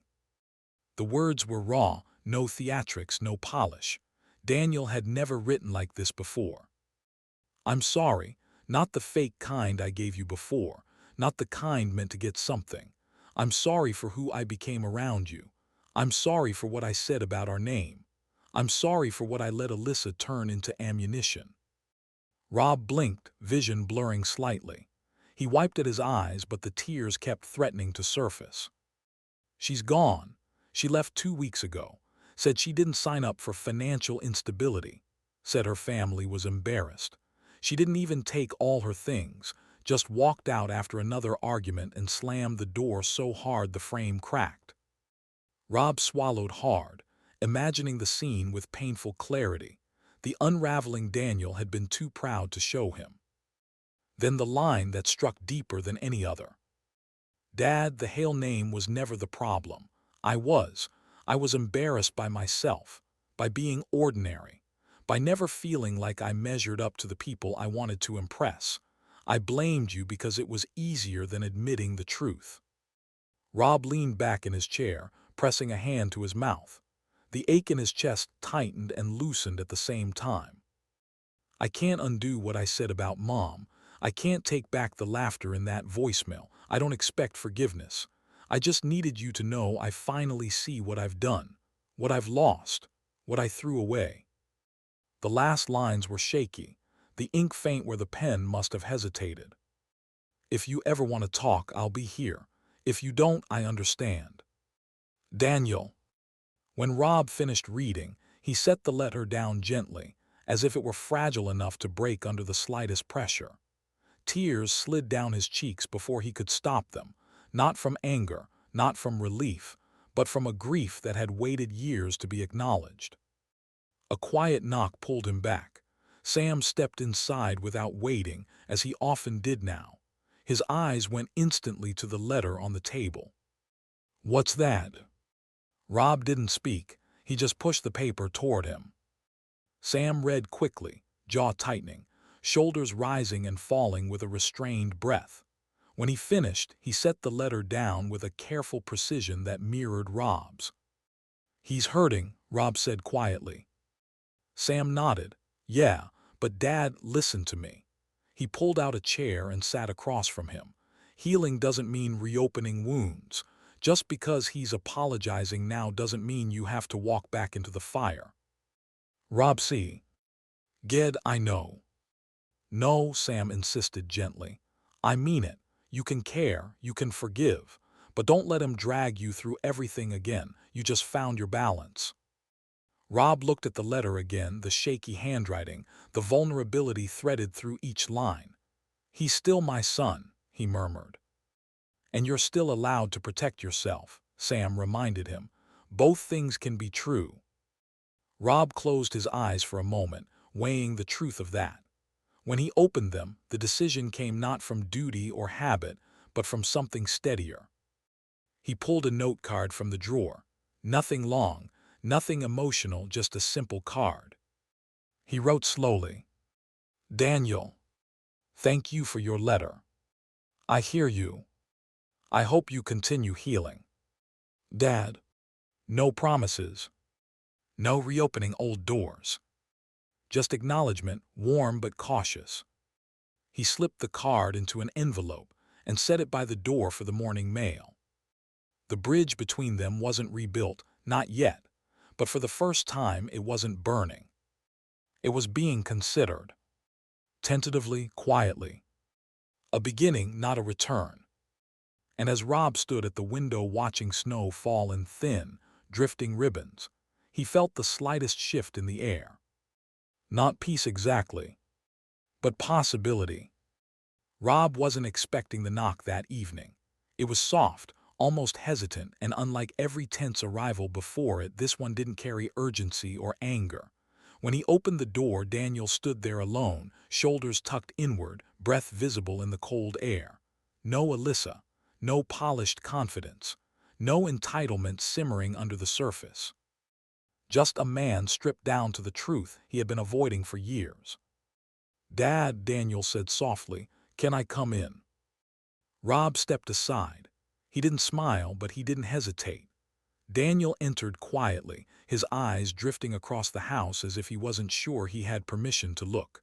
It felt different from all the other times he'd walked through this doorway, less like he belonged, more like he was grateful to be allowed in at all. They stood in the living room, a gentle stillness filling the space between them. "I wanted to apologize," Daniel said. His voice cracked not from theatrics but exhaustion. Not like before, no explanations, no conditions, just the truth.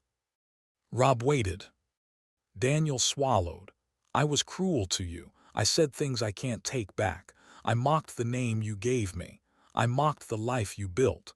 And I hurt you when you didn't deserve any of it." His eyes glistened, but he didn't break down. He didn't make it messy. He simply stood there, honest for the first time in longer than Rob could remember. "I was ashamed of myself," Daniel said. "Not you.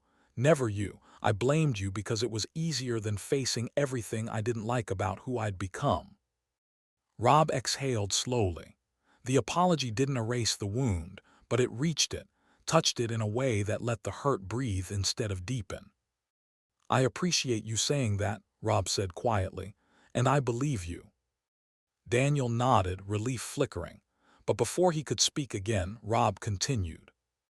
"But Daniel, things don't go back to what they were. Not overnight. And not just because you're saying the right things now." Daniel's expression tightened with understanding, not defensiveness. "I know," he whispered. "I'm not asking for anything except a chance to do better." Rob gestured toward the kitchen table. "Sit, Sam's on his way, we're having dinner." Daniel's eyebrows lifted, a mix of surprise and nervous hope. "Both of us here." "For the first time in a long time," Rob said. Minutes later, Sam stepped through the door.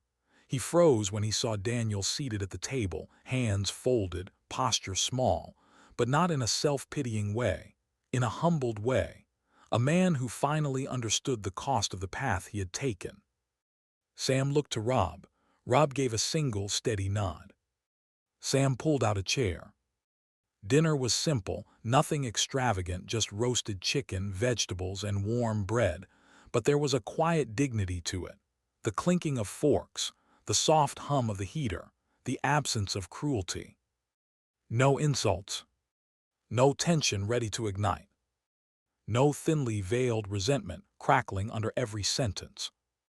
Just three men sharing a table that had once felt too broken to repair. Rob watched his sons, one steady, one rebuilding, and felt something inside him settle in a way that didn't erase the past but gently cushioned it. A soft closing over a wound that had bled for years. At one point, Daniel set down his fork and took a slow breath. "Dad, the wedding," he hesitated, swallowing hard. "That humiliation still plays in my head, every night. I thought it would fade, but it doesn't. I was so desperate to impress them that I threw away everything real in my life." Rob didn't speak immediately.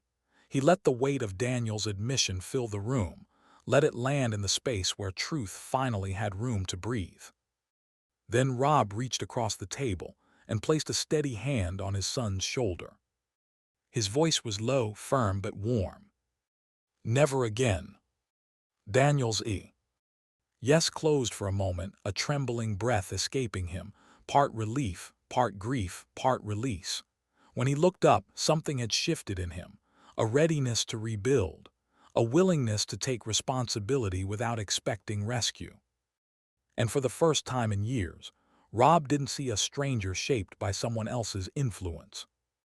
He saw his son. Not healed, not redeemed in a single evening, but softened, open, human again. The dinner ended quietly, without dramatic declarations or false promises. Just three men standing up from the table, each carrying their own version of hope, fragile but present. And as Daniel put on his coat, Rob felt the faintest stir of something that had been missing for a long, long time. The beginning of forgiveness. not the granting of it, just the possibility. The sunrise arrived gently, brushing pale gold across the snowy street as Rob stepped outside. The cold nipped at his cheeks, but he welcomed it. The clarity of winter air always sharpened his thoughts. Snow crunched softly beneath his boots as he walked down the quiet road, the world still half asleep, untouched, peaceful. For the first time in months, his chest didn't feel tight. The air didn't feel heavy. Even the silence felt earned. He tucked his hands into his jacket pockets and let his breath fog into the morning.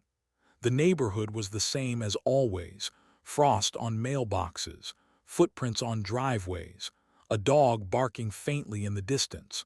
But something inside him was unmistakably different.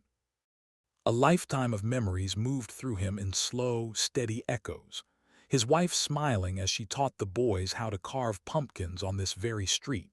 Daniel wobbling on his first bike. Sam chasing him through the yard with a water gun. Winters where the house was full of laughter and voices and life. And through it all, the Hale name, simple, quiet, unpolished, had held them together. Not because it impressed anyone, but because it came from generations of men and women who believed in decency, service, and showing up when it mattered. He stopped at the corner, watching sunlight spill across the roofs like a promise. For months, he had wondered whether the name still meant anything, whether it had fractured the moment Daniel denounced it publicly, whether it had died when Alyssa mocked it, twisted it, turned it into something shameful. But now, with the cold air settling around him and the weight of the past months finally lifting, he understood. The Hale name didn't live in Daniel's pride or lack of it. It lived in Rob's actions, in his choices, in the strength he found after being broken. And he carried it still, not as armor, as truth. When he returned home, he found something he hadn't expected. A small envelope slid under the front door, Daniel's handwriting on the front again. Inside was a simple note. Dad, I've started using Hale again, not because it looks good, but because I finally understand what it means. Thank you for not giving up on the name, even when you almost had to give up on me. Daniel. Rob exhaled, a slow ache softening into something warm. Daniel wasn't healed. Their relationship wasn't magically restored. But this acknowledgement was real. Alyssa, for her part, had vanished like a shadow dissolving at sunrise. She unfollowed Daniel online, moved out of state with her family, and stopped appearing in town entirely. Her name became something people only whispered about when discussing the disaster she left behind. And with her disappearance, a strange quiet settled over everyone involved. A quiet Rob welcomed. Later that afternoon, as Rob stood on the porch watching the light shift across the driveway, Sam pulled up in his truck. "Come on," he said, leaning across the passenger seat. "Get in." Rob raised an eyebrow. "Where are we going?" "You'll see." The drive was short, a familiar winding road heading out of town. The landscape blurred past in white and blue until the trees parted and the lake came into view, frozen at its edges, the surface still and glass-like. Rob felt his chest tighten with memory. "This place," Sam said softly, cutting the engine, "was always yours, ours. Thought you might want to see it today." They stepped out of the truck and walked toward the shoreline. The wind whispered across the ice, carrying faint echoes of childhood laughter. Two boys casting fishing lines into the water, their father teaching them patience, resilience, and the quiet pride of simple moments. Rob closed his eyes, letting the cold wind sting his face. "Your mother loved this place," he murmured. "I know," Sam said. "She would have been proud of you, of how you handled everything." Rob's throat tightened. "Some days I wasn't sure."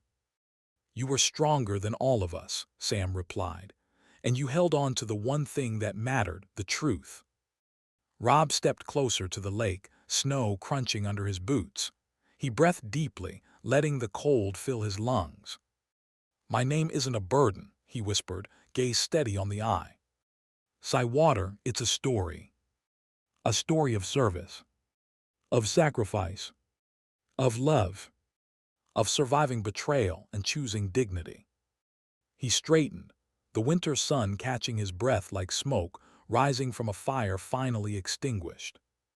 And no one, he said quietly, the words carrying across the still lake, not even my own son, gets to rewrite it. The wind shifted, carrying his words across frozen water and into the open morning, where they settled like truth finding its rightful place.